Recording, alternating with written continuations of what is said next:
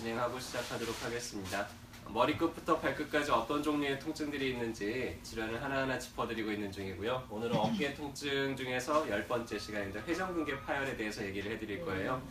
회전근개 파열은 좀 들어보신 분들도 있을 거예요. 네, 파열이라는 얘기는 찢어졌다는 얘기죠. 그래서 어깨 주변에 우리가 회전근개라고 하는 게 있는데 가령 어깨라는 거는 날개뼈에 이렇게 팔뼈가 딱 가서 붙어있는 구조예요. 얼마든지 잘 미끄러질 수 있고 어깨의 활동 반경이 크기 때문에 그렇게 안정적인 구조는 아니에요. 그런데 우리 팔로 무거운 걸 많이 들잖아요. 그쵸? 무거운 걸 들다가 이게 팔이 쑥 빠져버리면 될까요? 안 되겠죠. 그래서 이 회전근개라는 게 하는 가장 중요한 역할은 우리가 무거운 걸 들 때 날개뼈하고 팔뼈를 꽉 붙어주게 이렇게 하는 근육입니다. 그래서 어깨를 돌리다 보면은 가장 많이 손상이 되는 것들이 이 네 가지 근육이에요. 그래서 위에 있는 극상근, 앞에 있는 견갑하근, 뒤에 있는 극하근, 아래에 있는 이제 소원근, 이 네 가지를 우리가 회전근개라고 부릅니다. 근데 자꾸 움직이다 보니까는 이 회전근개가 이런 식으로 찢어지는 경우들이 생겨요. 이걸 우리가 이제 회전근개 파열이라고 얘기를 하죠. 그래서 가장 회전근개가 잘 찢어지는 거는 충돌증후군 때문에 그래요. 팔을 들어 올리다 보면은 요 밑에 있는 견봉에 여기가 쾅 부딪히면서 극상근이 찢어지는 경우가 가장 빈발하고요. 그러다 보니까는 이제 살짝 찢어진 게 어떻게 보면 점점 찢어지는 폭이 커지게 됩니다. 자꾸 움직이다 보면은. 자, 상처들은 어때요? 가만히 놔둬도 아물잖아요. 그쵸? 자그마한 상처들은 더 쉽게 아물겠죠. 근데 만약에 상처가 너무 커져 버리면은 자연적으로 아물기가 쉬울까요? 어려울까요? 좀 어렵죠. 그래서 이 정도까지 이제 상처가 너무 커진다면은 어떻게 해야 돼요? 꼬매야 되죠. 우리가 상처가 너무 크면은 꼬매줘가지고는 더 빨리 아물게 만들잖아요. 자연적으로 아물기가 힘들기 때문에.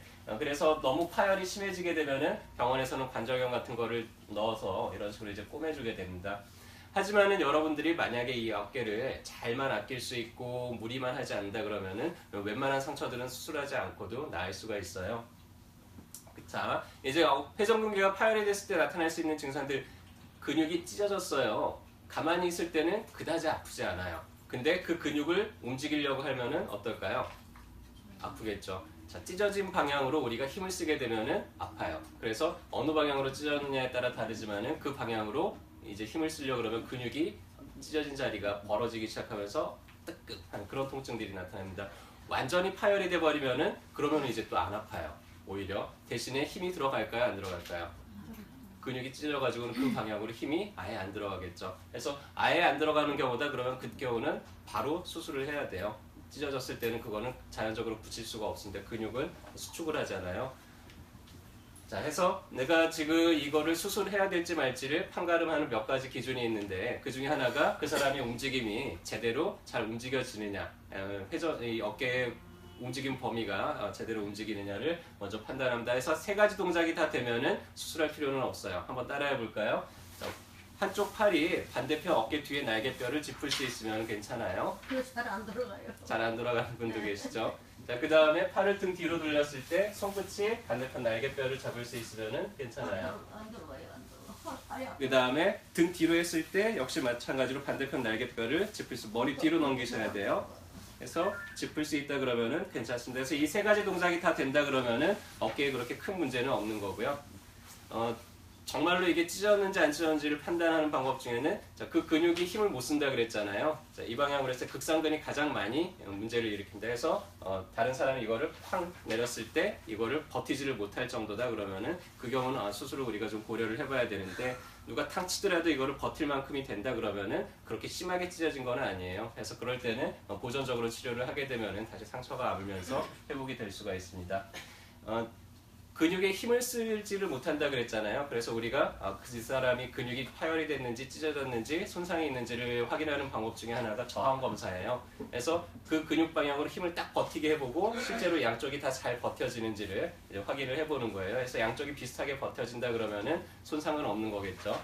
그리고 외회전시키는 거, 바깥쪽으로 벌릴 때 저항을 시켜보고 또 안쪽으로 간단하게 내 배를 이렇게 눌러보면은 이 안쪽에 있는 이제 견갑하근이 힘을 쓰기 때문에 배를 누를 때 통증이 생기는지 바깥쪽으로 벌리려고 할 때 누가 저항을 해보고 통증이 생기는지 이런 거를 보고 우리가 이 사람이 근육이 파열이 있구나 없구나 하는 거를 간단하게 검사를 해볼 수가 있겠죠.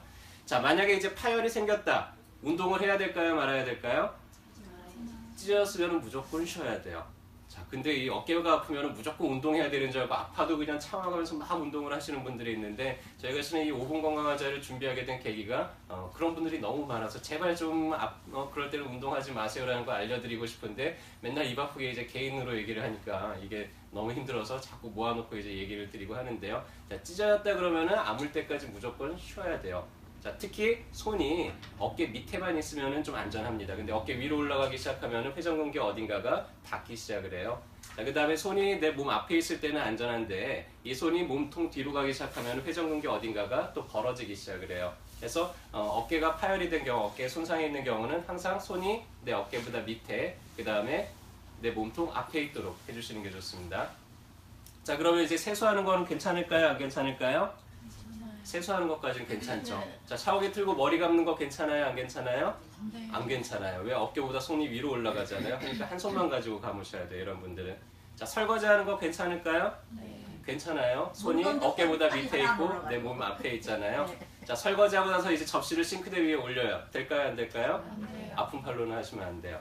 그렇죠? 특히 또 옷 입고 벗고 할 때 가장 많이 문제가 생겨요. 옷을 벌러덩 벗고 훌러덩 벗으면은 회전근개 쪽에 손상이 오기가 쉬우니까 이런 분들은 한쪽에 팔에 손상이 있는 분들은 아픈 팔을 먼저 입고 그 다음에 안 아픈 팔로 나중에 껴서 입고 벗을 때는 반대예요. 안 아픈 팔을 먼저 빼고 나서 아픈 팔로 살살살살 해가지고는 빼고 이렇게 좀 주의를 많이 기울이셔야 이 상처가 아물 수가 있습니다.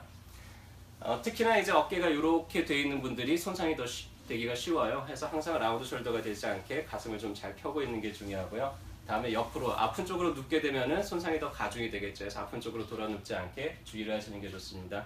한의원에서는 이제 어깨에 파열이 있게 되면은 일단은 근육이 어깨가 너무 많이 굳어져 있어서 생기는 문제니까 굳어져 있는 근육을 먼저 좀 풀어주는 치료를 하고요.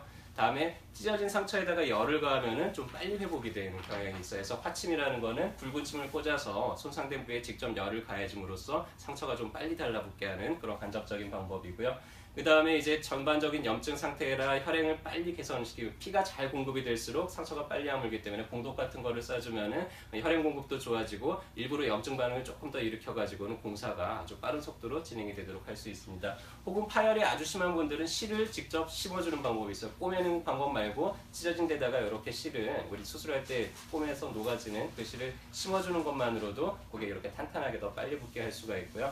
그런 방법들도 쓰고 만약에 상처가 너무 이게 아무는 속도가 늦어진다 그러면은 상처를 좀 빨리 아물게 해주는 그런 종류의 약들도 있고요. 해서 이런 종류로 이제 다각적으로 우리가 치료를 하게 되면 굳이 수술을 하지 않아도 될 분들은 이런 식으로 해가지고는 치료를 할 수 있겠죠.